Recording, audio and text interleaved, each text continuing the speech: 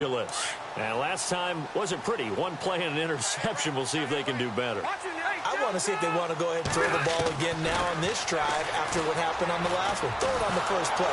Now the pressure comes and he goes down. Just inside the 10, back at the 9. Robert Quinn from his outside linebacker spot. He comes up to drop him for a loss of 10. Second down, Rivers. This is Gordon on the dump off. They'll give him a yard on the play, and they're going to be staring at a 3rd and long here. I know most of the time when the ball's in the air, you're thinking wide receiver, tight end, but running backs, they can be a big part of any passing offense nowadays. Going deep for Benjamin, and he's unable to haul it in, so it falls incomplete over the middle 3rd of the field, and that brings up 4th. On every offensive coordinator, every play caller sheet, they have about 5 or 6 plays per game that they call shot plays or big plays, and you don't get many opportunities to dial them up, and they just did, and they drop it with a great chance to make a big play. That's going to hurt. 51 yards on the punt there, and the Rams will go on offense here with a 1st and 10.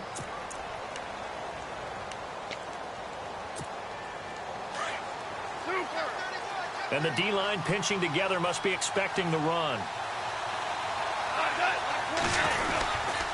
They'll try and start the drive with Gurley. And maybe a measure of revenge there. He's had his way in this one, but this time they get him behind the line. It'll wind up being a loss of 2.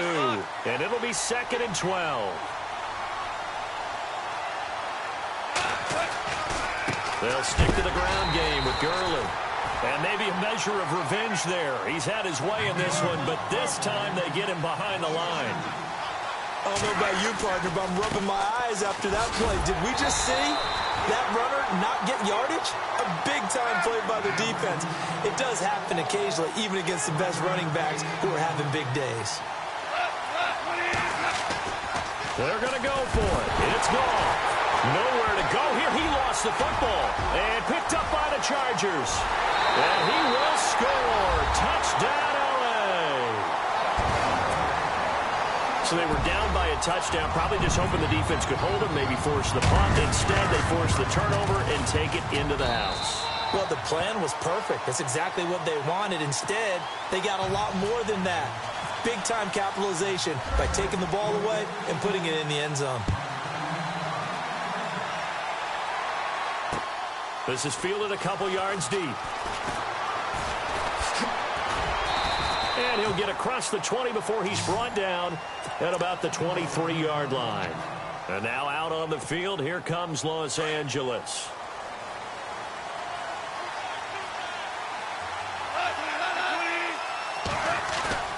Now it's Goff off the bootleg. Flush to his right. And the tip there altered the ball flight, and it falls incomplete. It'll be 2nd down.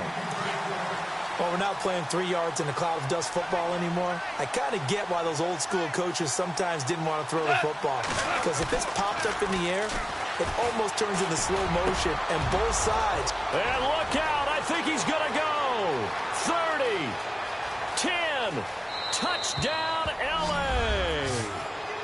Gerald Everett, 77 yards. And the Rams have broken our tie as they take the lead. When they drew that up, I don't think they envisioned it ending in a house call, but he got it and took it all the way home. Really impressive run after the catch, wasn't it? That was really special by him. But let's face it, in today's NFL, those tight ends are often former wide receivers or maybe even sometimes bigger running backs. They just put them in a position to get a great matchup and make plays like that. And he will be brought down here at about the 17-yard line. And now out on the field, here comes Los Angeles. And a tight game after punting last time. See if they can get something going on this drive. As they head to the field now, with the game this close, you've got to feel there's a sense of urgency for them going on offense right now. But they have to do it without letting panic creep in and affect their play. Rivers now on 2nd down. Going underneath for Gordon. And he's able to get up here to the 26. They'll wind up getting 10 back as that sets him up for third down. Looked like a pretty good, safe play right there. No, he's had trouble with the interceptions in this game there. Hits his guy out in the flat. Yeah, so many times we hear... Now a hit, and Rivers lost the football. On plays like this where the ball comes free, it's often unusual for the team that lost it to get it back. Because this is a quarterback. The ball gets away from him. Everyone else is trying to execute what they're supposed to do on offense. They're usually looking in the other direction, downfield, or have moved away from him. In this case, though, a teammate is able to come up with the ball. Here's Drew Kaiser now as he's on to punt for L.A.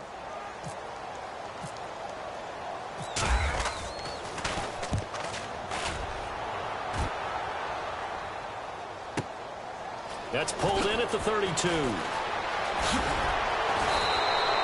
A big kick that time, 52 yards. And the offense will take over with a new set of downs.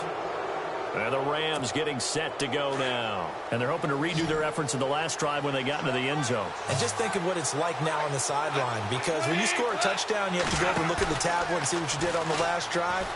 When you scored points, Chargers able to get the pressure and bring him down. Brandon Mebane coming up the middle, gets him there for a loss of about 9. Here's Goff now on second down. And he takes a shot on the release as this will be incomplete. The pressure really ratcheting up. They get the sack on first down. Then a near sack. They got to him there just as it was leaving his hand. Yeah, they might need to change their pass protection scheme a little bit. Maybe bring another guy into the backfield to help protect the quarterback because that was awfully close. The Rams on third down. They've only converted once in 4 tries. This will be 3rd and 19. Out of the gun. Goff. And he's going to be taken down. Goff is sacked. Joey Bosa in there to drop him for a 6-yard loss, and that'll lead to a 4th down.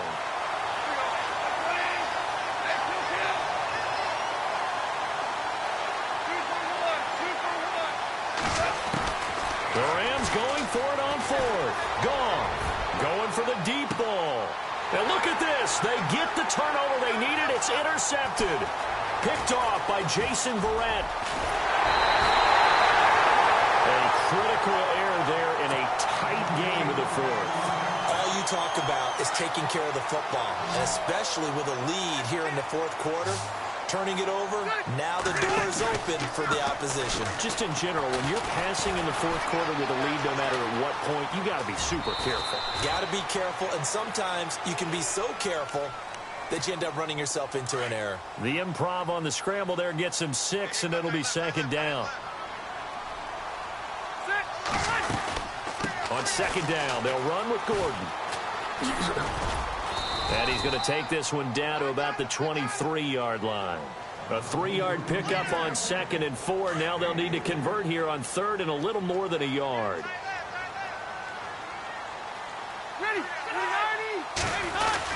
They'll try and run it. Here's Gordon. Calling no gain that time, and they're going to be left looking up at a 4th and 1. That's a terrific job by the defense stopping them on 3rd and short. But sometimes you get some visual cues from the offense because when they're going in short yard situations, you might see the offensive line come in tighter together, a little more shoulder to shoulder, trying to wedge a hole in the middle. They didn't get it done on that play. The fullback run, and he will have a 1st down at about the 21-yard line. They'll get a couple yards on that one. And on 4th down, they're able to convert and move the sticks. Time for a break. We're back to see what happens after this.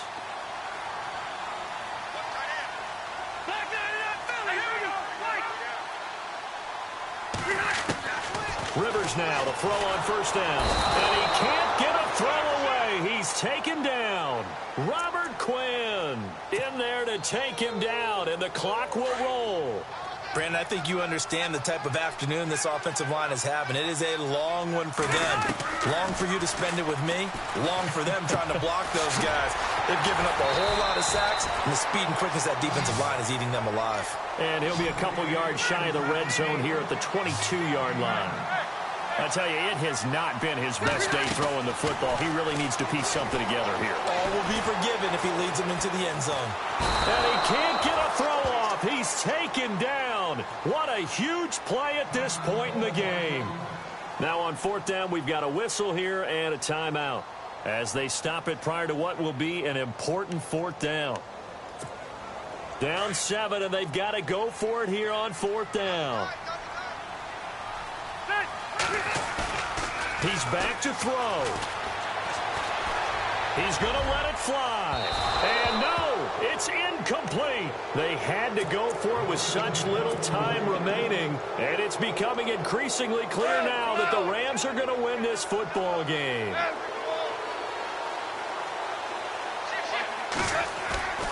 Goff going to throw it. And he's got his big tight end over the middle, complete. And he's taken down, but not before getting this across midfield and just shy of the 40. That one goes for 24 yards. Now the offense lining up 1st and 10.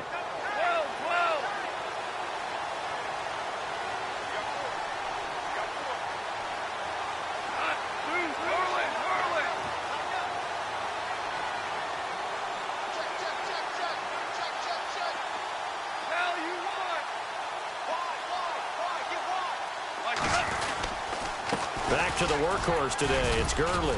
And he's going to be brought down at about the 33-yard line. Give him 9 on the carry that time, and they're set up with a 2nd and 1. The recipe's pretty simple, I think, right? You just give your superstar the ball, continue to feed him. Yeah, don't overthink this one, right? Make sure he's touching the football, but you're also counting on his intelligence in playing the game as well. If it's not there, don't force the run. Just make sure you hang on to the football and keep the clock ticking. Gone. And that'll be incomplete with just 6 seconds left on the clock. That time trying to find Gerald Everett, and that'll bring up 2nd down. Brandon, some of those windows to throw the football that exist when you're between the 20s, they don't exist when you're this close to the goal line. But as a former DB, I liked it closer to the goal line. Tighter windows made it easier to cover people, actually. And that will be incomplete. 4 ticks left here on the clock. He was looking for Todd Gurley, and it's 3rd down. Now we're in the situation where the quarterback's got to take full charge of his huddle. Got to totally command it, make sure all eyes are on him. All focus is locked in.